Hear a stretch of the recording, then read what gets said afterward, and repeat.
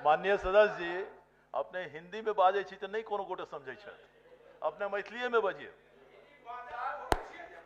बेल्ट्रॉन के कंपनी जैसा कर्मी है उनका जीएसटी 18% काटल जाए छे, वेतन में जीएसटी काटल जाए छे, यह जुलुम छे, ए जुलुम के रोकल जाए।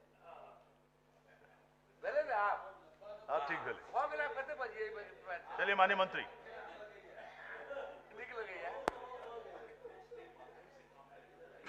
सभापति महोदय, संविदा जो थर्ड पार्टी बेल्ट्रॉन के द्वारा थर्ड पार्टी के द्वारा उनका पेमेंट किया जाता है और संविदा शर्त में लिखा हुआ है कि उनको एक काटा जाएगा और सरकार को देय होगा, जो सरकार द्वारा दिया जाता है।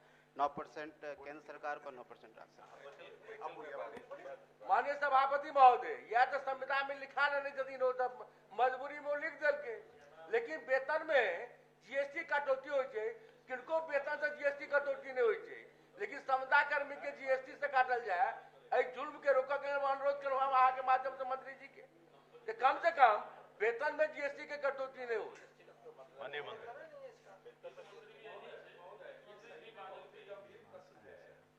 आयकर जो आयकर के दायरे में आते हैं वो स्पष्ट रूप से परिभाषित है।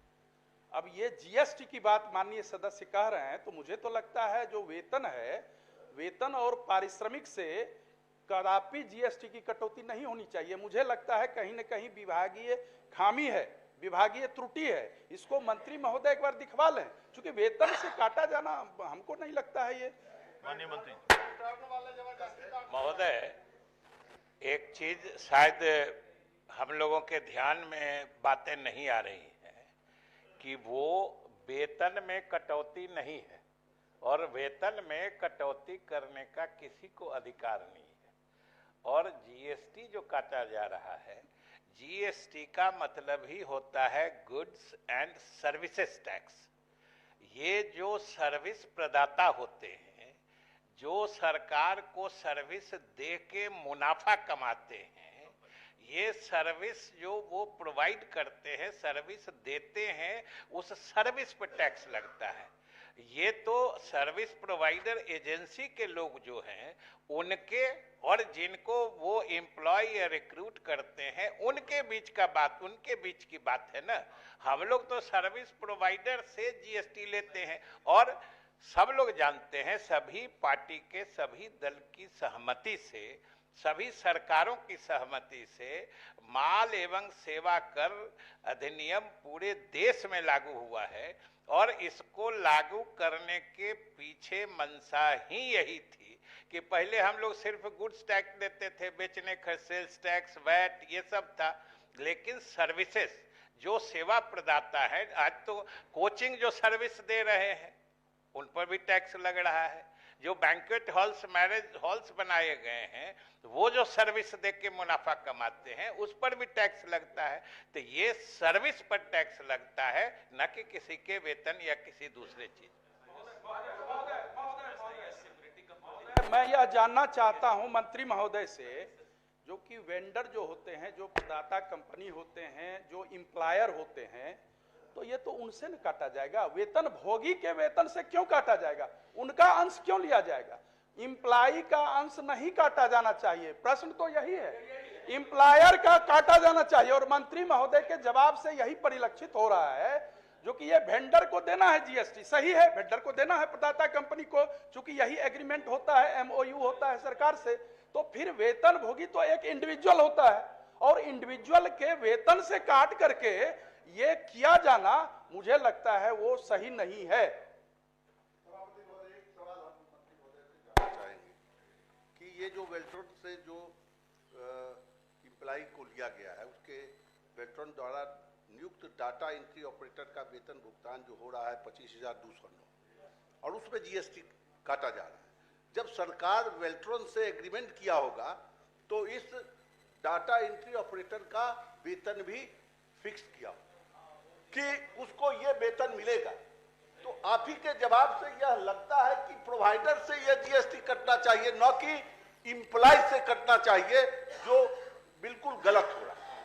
महोदय, अगर किसी विभाग में बेल्ट्रॉन नियुक्त करके देता है तो वहां पर बेल्ट्रॉन ही सर्विस प्रोवाइडर है, ये समझना चाहिए। कि सर्विस ले कौन रहा है, एक्चुअल काम किसका है और आदमी चुन के कौन दे रहा है। मैं हमेशा कहता हूं कि जो सर्विस प्रोवाइडर है, जो उस सर्विस का फायदा उठा के नियोजित होना चाहते हैं, ये उन दोनों के बीच का होता है। और सेवा, किसी तरह की सेवा पर कर लगना, ये पूरा ऑल इंडिया फेनोमेनन है, सब जगह लगता है और सब जगह दिया जाता है। लोग भी देते हैं, कॉलेज में प्रोफेसर हैं, सेवा कर सबसे लिया जाता है, लेकिन ये जीएसटी की बात हो रही है, सेवा कर की बात नहीं है। सर्विस टैक्स को महोदय, सेवा कर वही, सर्विस टैक्स तो जीएसटी है, गुड्स एंड सर्विसेज टैक्स, वही तो हम कह रहे हैं। पहले जो अलग अलग तरह के टैक्स लगते थे, जो सेल्स टैक्स था, फिर वो वैट बन गया, वैल्यू एडेड टैक्स बन गया, सर्विस टैक्स था, अलग अलग था, उन सबों को समाहित करते हुए एक जीएसटी बनाया गया है, जिसको वन नेशन वन टैक्स के जो मतलब दायरे में लाया गया है। अब अलग अलग टैक्स नहीं लगता है। महोदय, वो कंपनी पैसे कितने लेती है और जो एम्प्लॉय है उसको देती कितनी है, ये भी तो स्पष्ट होना चाहिए। हो सकता है वो पैसे सर्विस प्रदाता जो है वो ज्यादा पैसे ले रही हो और उनको कम दे रही हो, और आंखों में धूल रखने के लिए जीएसटी जो है वो फुल्ली कंप्यूटराइज्ड ऑटोमेटिक सिस्टम में है। कोई कंपनी हो, चाहे कोई निजी कंपनी हो या बेल्ट्रॉन हो, अगर जीएसटी मद में पैसे काटती है तो वो सीधे उसी दिन जीएसटी के खाते में जमा हो जाता है, चाहे सीजीएसटी हो, सेंट्रल जीएसटी हो, एसजीएसटी हो, स्टेट जीएसटी हो या आईजीएसटी हो। और जिस भी खाते में पैसा जाता है, चाहे सेंट्रल जीएसटी में या स्टेट जीएसटी में, दोनों के खाते से पैसा आधा आधा, दोनों जगह जहां भी दीजिएगा, आधा आधा केंद्र सरकार और राज्य सरकार के बीच उनका बंटवारा होता है।